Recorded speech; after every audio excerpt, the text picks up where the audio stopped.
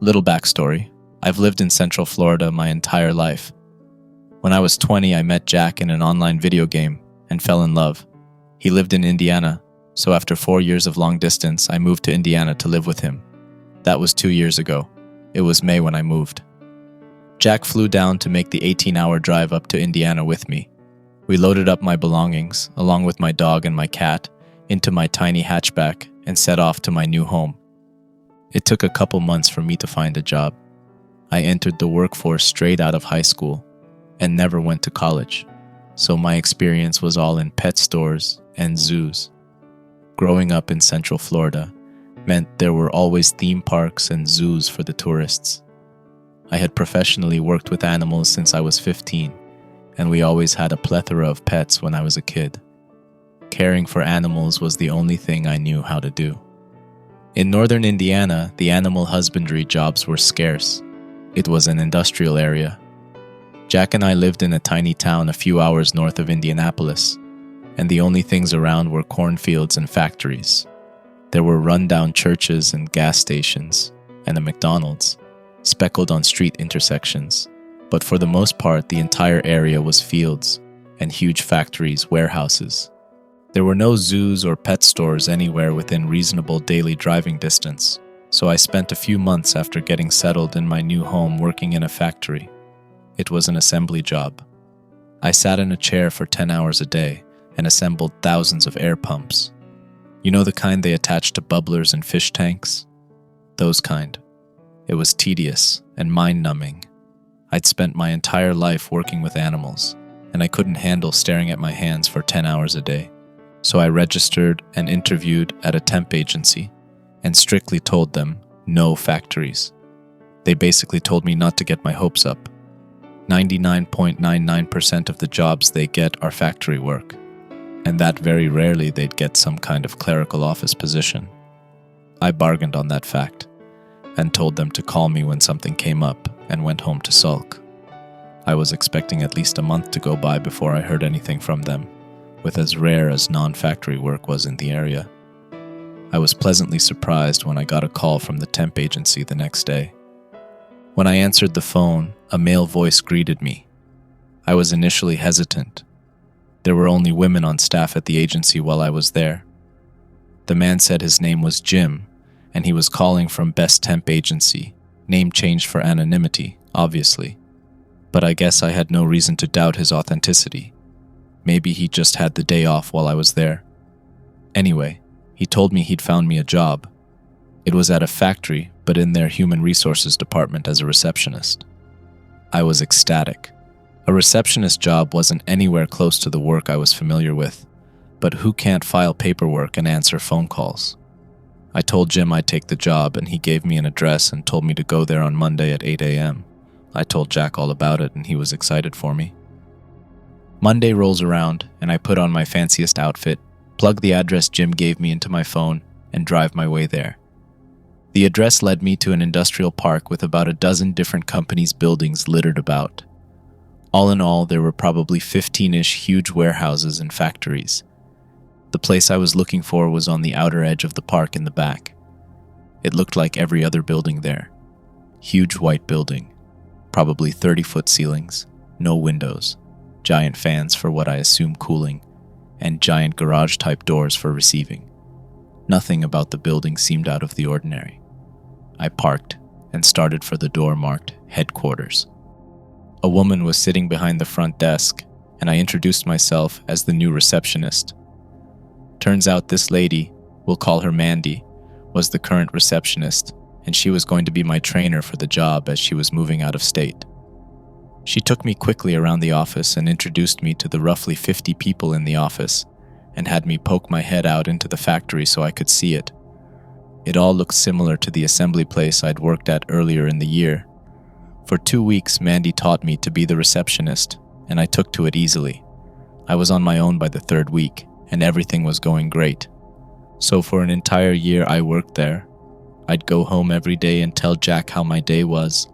The joke Kim from accounting had told me, Karen in customer service's story about the cute thing her daughter did last night and what color beanie Daniel the IT guy was wearing that day.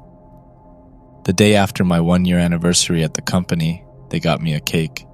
I drove to work like I'd done every Tuesday for a year.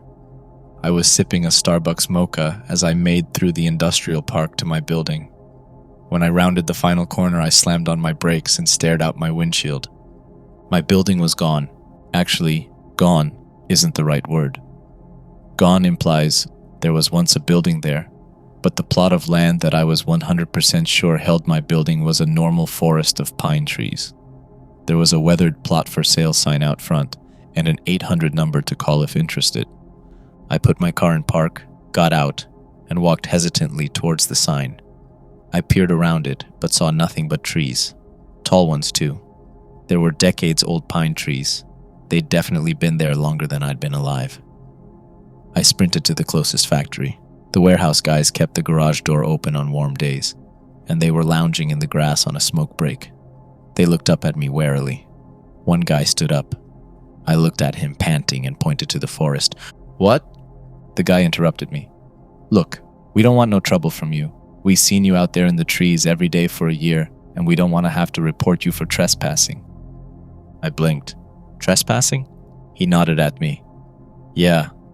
We were about to call that 800 number on the sign when we seen you out there for the first time, but you was just sitting in the grass. We just assumed you was homeless, so we let you be, so long as you didn't cause no trouble." The other men nodded in agreement. I staggered.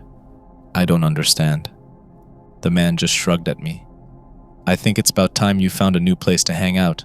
You spent enough time out in those trees." I took off towards my car, got in, and sped home. I'm sitting in front of my home computer, staring at my bank account. There was an obvious $300 from the company being deposited into my bank account every week. Where had that money come from, if I was crazy and had imagined an entire office for a year? Was I seriously just driving to a forest and wandering around in the trees for 8 hours a day? I have an entire year's worth of memories from that office. There were over 100 people there, and I know more than half of their names and faces. Have I really gone insane? I called the temp agency and asked to talk to Jim. One of the ladies there told me Jim had been killed in a car accident this morning on his way into work. Was Jim somehow connected to the building reality I've been living in for the past year?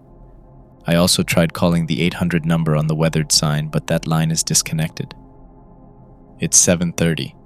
Jack was supposed to be home from work at 4. He's not answering my texts or calls, and neither are my siblings or my mom. You guys, am I really in another reality?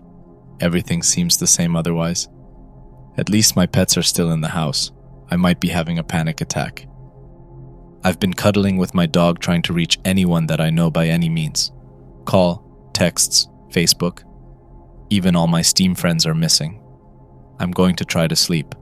Maybe things will be normal tomorrow. I'll keep you guys posted.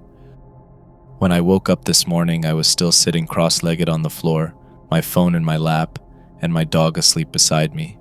I sighed, rested my hand on his head, and he wagged his tail without opening his eyes.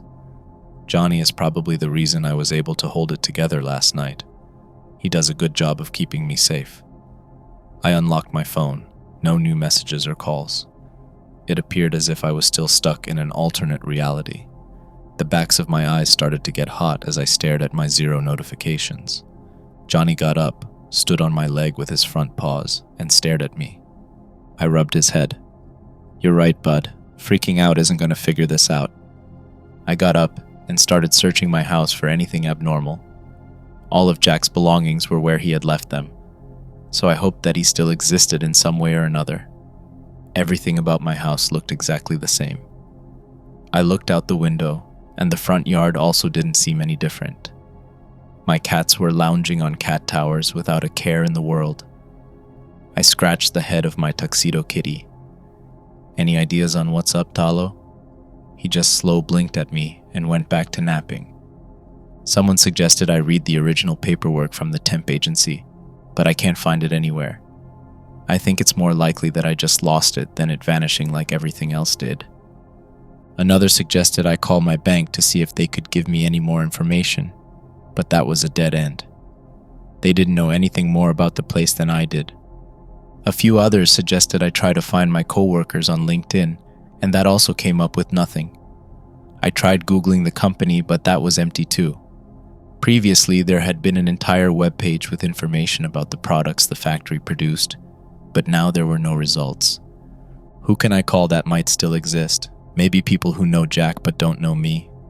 I pulled out my phone and dialed Jack's work. A lady whose voice I didn't recognize answered the phone. "Thank you for calling WNF, Cherry speaking." "Hey Cherry, my name is Missy and Jack is my boyfriend. Is he okay? He came into work yesterday and just up and vanished an hour later. His car is still out in the parking lot, so we assumed someone came and got him for some reason. But he never came back yesterday and we haven't seen him all day today and..." My phone beeped. I was getting another call. At this point, I was hoping anyone that I knew would call me, so I answered it without saying goodbye to Sherry. "Hello?" A familiar male voice greeted me. "Missy, it's Jim from the agency. Listen, we need to..." I pulled my phone away from my ear and stared at the screen with wide eyes. "Jim is dead. Dead people don't call you." The number on the screen was an 800 number I vaguely recognized. Was that the 800 number from the for sale sign? It couldn't be. I navigated to my recent calls, and sure enough, the numbers matched from when I tried to call it yesterday, but it had been disconnected when I called. A voice yelling my name from my phone brought me back to the present, and I moved my phone back to my ear. Missy. "I'm here, Jim, you're dead, you can't be calling me right now." I was still too shocked to have emotions or say anything other than stating facts. "I'm only dead in R2. In R1, I'm obviously not dead. We don't have time for me to explain." "Jim, I need you to explain what's going on before I lose my shit. What is happening? What's R2 and R1? Where's Jack? Why can't I get in touch with anyone I know?" Jim was silent for a moment, then sighed. "I'm in reality 1, you're stuck in reality 2. R1, R2. Jack is in R1, along with virtually everyone you have ever met. R2 is an identical copy of R1, minus the company, and again, everyone you've ever met. I don't know why. I need you to help me so we can fix this and get you back into R1 where you belong." "But the guys at the warehouse said they'd seen me in that forest every day for a year. How would they have seen me out there if the realities split when you died?" "Look, this has never happened before. Maybe the universe filled in the blanks from when you started at the company. I have no idea. For now, we need to focus on getting you back to R1. My head was reeling. So I really am in another reality. At least that means I'm not insane. Or that I'm even more insane than I thought. Can you at least tell Jack I'm not dead?" "No, I don't want to break things more than they're already broken." I deflated. I guess helping Jim with whatever he was talking about was the only way for me to see my family again. "Okay, what do you need me to do?" "I need you to go back to the forest and look for any irregularities.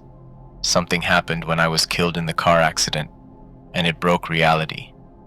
Obviously, it split into 2, and there's only supposed to be 1.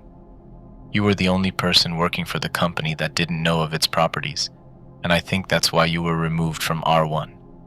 I need you to check the area for anything that doesn't belong." "Dude, I have no idea what any of that means, but you just need me to go to the forest where the building used to be, right?" Jim let out an exasperated sigh and said under his breath, "I told them we needed to tell every employee at the company of its properties, even the receptionist." He raised his voice. "Yes, call me back when you get there." Then the line went silent. I pocketed my phone and looked at Johnny. "All right, bud, want to go for a walk?" After changing my clothes to something more outdoorsy, jeans, t-shirt, sneakers, I loaded Johnny into my car and made my way back to the industrial park. When I rounded the final corner, I slammed on my brakes, again. A chunk of the forest was covered in a huge white tent. There was a black, bold word printed on the outside. Quarantine. I backed up my car so it was half hidden behind a building and nervously looked around the area.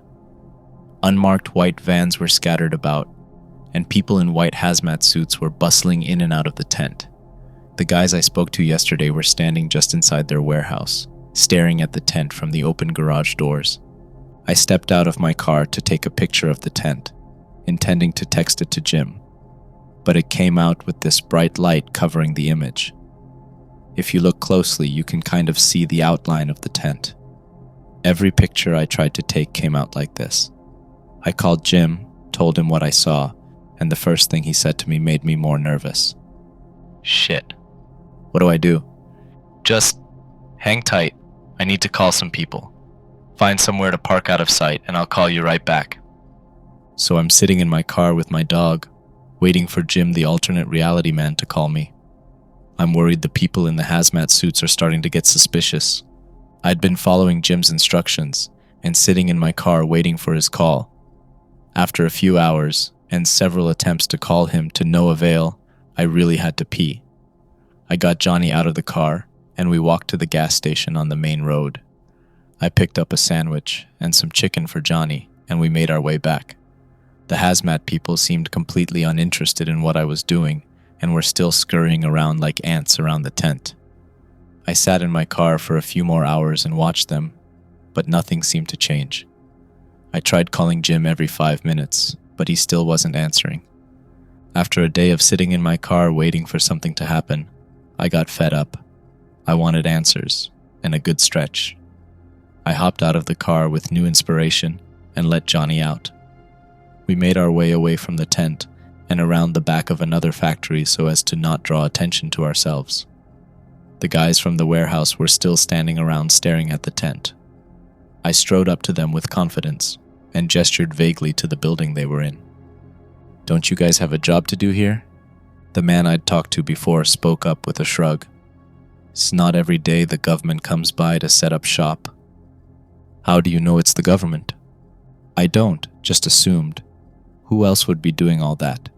He jerked his head towards the tent operation. I turned to look at the tent. "I'm not sure." "You not actually homeless, is you?" I turned back to him, offended. "Of course not. I have a home. I just don't know how to get back to it." I let my eyes fall to the ground, the severity of my situation finally enveloping me. I may never get home. I may never see Jack again. My eyes started to tear up. I sniffled. The man held up a defensive hand. "Hey now, you lost or something?" I didn't look at him, tears falling down my face. Somehow reality broke and I'm stuck in the wrong reality and everyone I love is in another reality and I just want to go home and... He placed a hand on my shoulder. "I'll help you get home." I blinked at him in surprise and wiped the tears off my face. "I just told you I'm from another reality and you're going to help me, just like that?" He shrugged. "My mama always told me to help ladies in distress. Name's Kev." He held out a hand with a toothy grin and I shook it. "Missy." A buzzer sounded from within their warehouse and Kev's buddies started to walk off. He yelled out to them, "You guys ain't even gonna offer to help this poor gal?" One of them called back, "Time to knock off, man. I ain't about let no homeless chick interrupt my evening." Kev spat at the ground in their direction. "Worthless low-lifes." He turned to me. "So how do we get you home?" I rattled off the story in run-on sentences. The temp agency, the building disappearing, Jim being dead and not dead, the reality shift, the tent. After what seemed like 5 minutes of talking without stopping to take a breath, and Kev never once interrupting, I finished the story and stared at him. He just nodded his head. "All right then, let's do this." Again, I just blinked at him. You don't have any questions? You just believe me?" He shrugged again. "I got plenty of questions, and whether or not I believe you ain't important. What's important is that you need help, and I'm gonna try my best to get you home." I was impressed. Kev seemed like a really stand-up guy. While I was staring at him in wonder, he had knelt down and was giving Johnny belly rubs and talking to him in a baby voice. "Well, ain't you the cutest darn thing in the whole world?" Johnny's tail was wagging hard. I unsuccessfully tried to stifle a chuckle. Kev glared up at me and stood up with crossed arms. "Shut up. My old lady won't let me get a dog, and he's damn adorable." His features softened. "So this Jim guy was supposed to call you, but didn't, and I'm assuming you need to get inside that tent?" I nodded. "I think so. Jim needed me to check the forest for anything weird, which was the only reason I came back here. It seems like going in the tent is the only option at this point. Kev tilted his head towards the tent. You think them suits are gonna let us walk in? No idea. Maybe they're friendly? I haven't tried just, saying hi. He was staring at me like I was insane, and I'm still not sure if I'm not. You don't watch enough TV, you don't just walk up to hazmat suit dudes and say hi. We need to sneak in, steal 2 of them suits and wait until dark to make our move. It was my turn to think he was insane. We can't just break in. What if we get caught? We don't get caught. Kev and I made our way to a DQ nearby and started brainstorming the plan. I was spooning scoops on a chocolate shake into my mouth while he talked. We wait until dark, we break into one of the vans closest to my warehouse, and we take 2 of them hazmat suits. Easy peasy. I swallowed my ice cream. How do we even know the vans have the suits in them? It could be literally anything else. Kev looked at me like it was obvious. Where else would they be getting them? I just shrugged and finished my shake. It wasn't much of a plan, but I didn't have a better idea. So we sat in this DQ and chatted about realities and Jack and his wife Sandy until dark. We made our way back to the warehouse, but sadly, the second shifters didn't have the garage doors open. There was a van fairly close to us, but still close enough to the tent that it didn't look suspiciously close. We ran to it half bent over, and Kev tugged on the handles of the back doors. They both popped open with a faint click, and we peered inside. The van had no hazmat suits. Instead, it was full of monitors, with a swivel chair placed in the center. I stepped into the van cautiously and took a seat in the chair. The monitors showed black and white images of what I assumed was the inside of the tent. There were trees and the hazmat guys running about. The monitor in the center was pointed at a much smaller tent within the huge one. It looked big enough to house 3 or 4 standing hazmat men, but it seemed more men were going into the tent than going out of it. I turned to Kev. You see that? How are so many of these dudes fitting in that tent? He was standing in the van, bent over so he could fit. I bet there's some kind of portal in there. A portal? Maybe back to your reality. It could be your way home. I stared at the monitor intently. We have to try. We watched the monitor inside the van. Johnny was asleep on the ground just outside it. It was way past his bedtime. Kev pulled out a pad of paper and a pencil from his back pocket and had begun tallying the number of suited men went into the smaller tent and how many came out. After an hour, we felt like we had conclusive information. 27 in, 11 out. There was obviously something else going on in this inner tent. 4 of them would have fit in there uncomfortably. 16 would be impossible. I pulled out my phone and tried to call Jim again, but he still wasn't answering. Kev getting out of the van drew my attention away from my phone and the screens. Where are you going? What do you mean? We can't just sit here. I'm going to check them other vans for suits. He rounded the corner of the van out of sight. I scurried to the end of the van. Kev, wait. I jumped to the ground and Johnny picked up his head with pricked ears. He was already halfway to the next closest van, and not being nearly as sneaky as I felt he should have been. I whisper-yelled at him. Dude, you're going to get us caught. He replied at a normal volume. We've been in that van for an hour, not even trying to be quiet. They probably already know we here, and if they ain't done nothing about us now, they probably don't want to waste their time with us. I gave him an incredulous look. Weren't you the one all concerned about these guys in the first place? He gestured vaguely at the tent. I'm not saying we walk in the front door, but they don't want nothing to do with us. I looked around, and he seemed right. The suited men were really only active around the entrance to the quarantine tent, and in the 3 vans that were parked immediately next to it. Johnny had gotten up from his napping spot and lumbered tiredly over to me, plopping his butt heavily on the ground. Meanwhile, Kev had opened another van, but it looked as if it was full of various electrical equipment. He picked up a device closest to him. It looked like a tablet. He hit a few buttons, but nothing on the device registered. He held it out to me.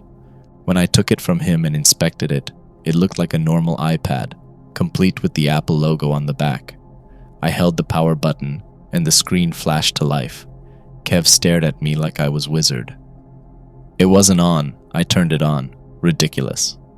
The screen displayed a simple black wallpaper with the time and date like any other iPad. I pressed the home button, and it prompted me to enter the password. I set it back in the van. Not much we can do with that if it's password protected. Anything else useful in here? Kev handed me a flashlight. Just this. Most of everything else in here is more of them tablets and some spare parts. I flicked the light on and shined it at the other nearby vans. I guess we need to go check the others. Kev was already walking towards the next one. It took 3 more vans of electrical doodads for us to find one full of hazmat suits. There were dozens of them folded neatly and stacked up to the roof of the van. Kev pulled 2 from the pile and handed me one. I shook it out to its full length. Okay, how do we get in? We go around the back and cut our way in. He pulled a pocket knife from his pocket. So the 3 of us made our way around the tent, careful to avoid any contact with the suited men.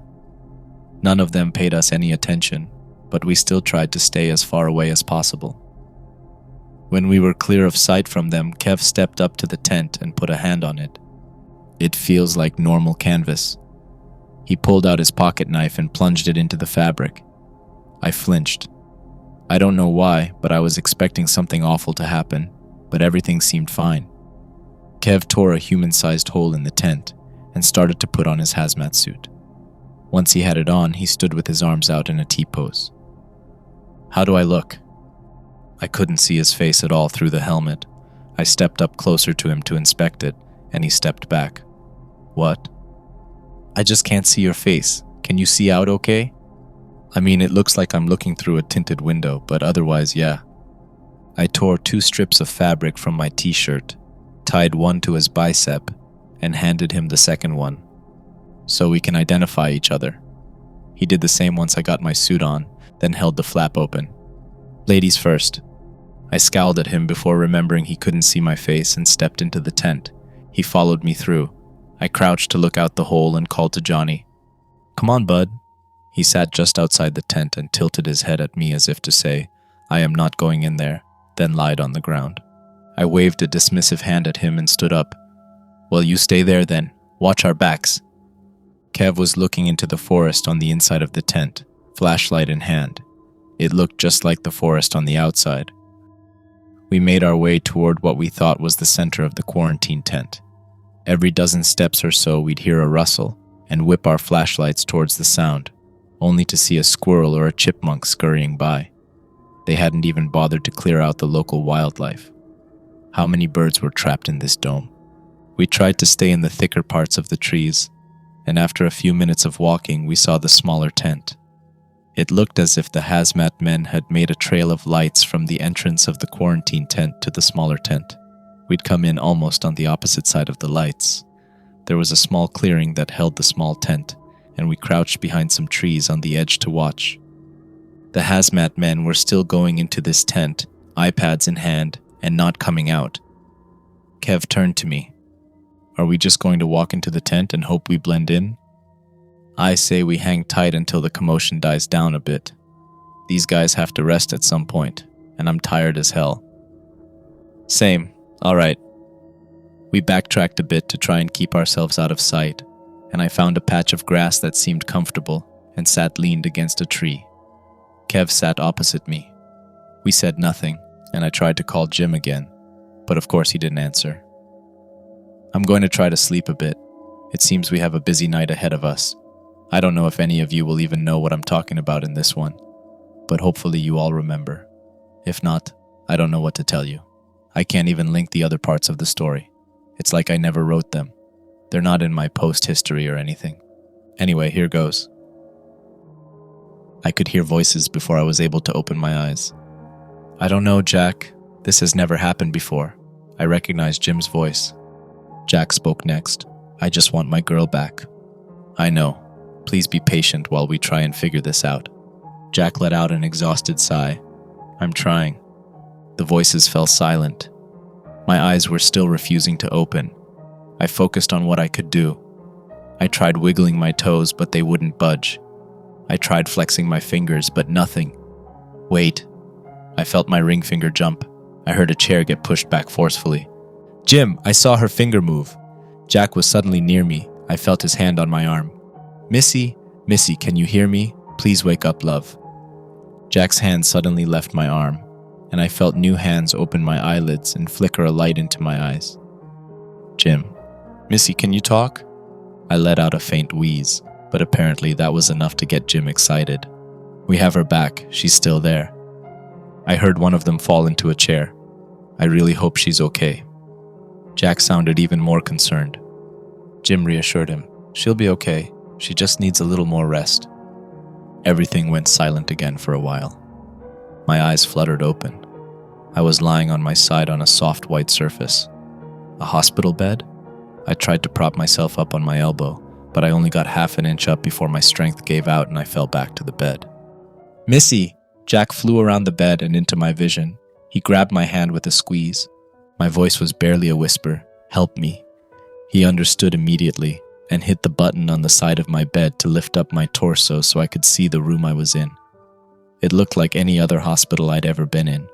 Single room, no curtain, a couch, some untouched food on a rolling table, a door that led to a bathroom, and another I assume led out into the hospital. There was an IV secured to the inside of my forearm that led up to a bag of yellow-tinted liquid, and I could feel a catheter to empty my bladder. I'd been here a little while. How long? I asked. Jack put a hand on my cheek. Almost 10 days. I just blinked at him. 10 days? He leaned over me and pushed the call button on the wall behind my bed. Jim burst into the room not 5 seconds later. Is she awake? Jack gestured to my obviously awake state as Jim bustled over to the other side of my bed. He hit some buttons on the monitor beside my bed and muttered to himself. Vitals all seem normal. I cleared my throat in an attempt to speak properly, but my voice was hoarse. What's happening? How are you both here? I was in R2 with Kev and Johnny. You can't be in R2. Jack sat down heavily in the chair beside my bed but didn't let go of my hand. Jim straightened himself. You're back in R1 where you belong. What? I started to panic. What about Kev and all those other people that were in R2? What about all of my pets? I could feel tears falling down my cheeks. Jim held up his hands defensively. Whoa, Missy. I thought you understood this. R2 only existed for 9 days. Everyone and everything that existed in R2 no longer is. That entire reality is gone. I stammered. Gone? I turned to look at Jack. Johnny, Talo and Lucy and Billy? He smiled at me with another squeeze of my hand. They're all at home, safe and sound. I turned back to Jim. And Kev? Jim gave me an apologetic shrug. I don't know who that is. My voice raised involuntarily. Kev. He works at the warehouse next to the company. He was so nice and helpful while I was in R2. He's probably the reason I'm even here right now. Frustrated tears threatened to pour out of my eyes. We found you unconscious in a storage room at the company. There was no one else with you. I assumed you found your way to the rift and got through. But, Jim smiled at me reassuringly. Missy, this Kev is probably working at that warehouse with no idea who you are, beyond possibly seeing you walk from your car to the company. As far as he's concerned, he never helped you. You just work next door. I sagged into the bed and stared at my lap. So everything is back to normal now? Jack was the one that spoke up, as normal as it can be. Jim sat down in the chair on his side of my bed. We'll give you all the time you need before you come back to the company. I scowled at him. You think I'm coming back after this mess? He just frowned. I figured you'd say that, but if you don't work at the company, I'm not legally able to tell you how or why all of this happened, what the company does, and of its properties. I let out an indignant laugh. You know what? I don't care. I don't want to know. I just want to go home and hug my pets and forget all of this ever happened. Jim stood up from his chair, placed a brief hand on my shoulder, and started to walk from the room. He stopped halfway and said over his shoulder, You'll always be welcome back anytime. You know where to find us. He left the room without another word. I turned to Jack. Can we go home? Jack gave me a tight hug. Let's go home.